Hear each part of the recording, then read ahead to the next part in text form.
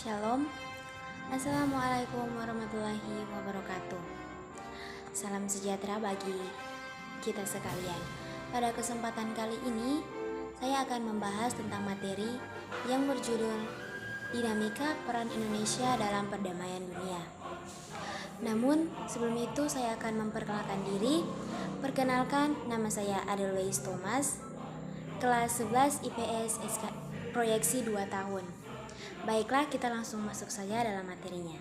Yang pertama, salah satu tujuan Indonesia sebagaimana tercantum dalam pembukaan UUD 1945 alinea keempat adalah ikut melaksanakan ketertiban dunia yang berdasarkan kemerdekaan, perdamaian abadi, dan keadilan sosial. Dengan salah satu konsekuensinya dari tujuan tersebut adalah bangsa Indonesia harus senantiasa berperan dalam menciptakan perdamaian dunia.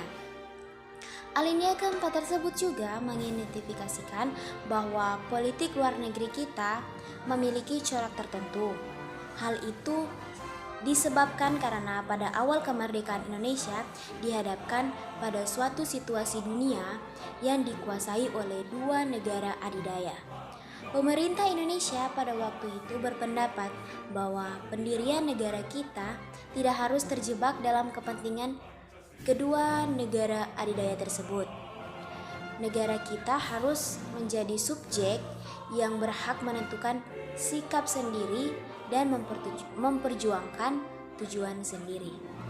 Dengan demikian dapat disimpulkan bahwa politik luar negeri Indonesia bersifat bebas aktif. Yang kedua adalah definisi hubungan internasional menurut dua ahli yang saya dapat. Yang pertama adalah Charles A. Beckman.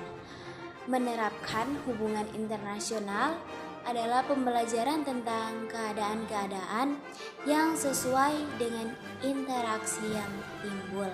Yang kedua menurut Suwardi Wiraatmaja, hubungan internasional mencakup segala hubungan antar bangsa dan politik dan kelompok bangsa dalam masyarakat dunia, dan kekuatan-kekuatan, tekanan-tekanan, proses-proses yang menentukan cara hidup, cara bertindak, dan cara berpikir manusia. Yang ketiga adalah makna hubungan internasional. Secara umum, hubungan internasional diartikan sebagai hubungan yang bersifat global yang meliputi semua hubungan yang terjadi dengan melampaui batas-batas kenegaraan. Yang keempat adalah kerjasama bilateral.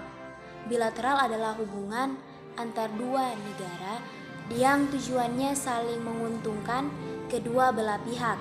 Istilah bilateral biasanya diaplikasikan pada persoalan politik, ekonomi, dan keamanan antar dua negara. Contohnya yaitu kerjasama antara Indonesia dan Jepang. Kerjasama regional. Kerjasama regional adalah kerjasama yang dilakukan oleh negara-negara yang berada di suatu kawasan tertentu yang biasanya berdekatan. Tujuan kerjasama regional biasanya sesuai kepentingan masing-masing negara. Namun, secara umum, untuk memajukan negara-negara yang berada di suatu kawasan atau wilayah, contohnya ASEAN,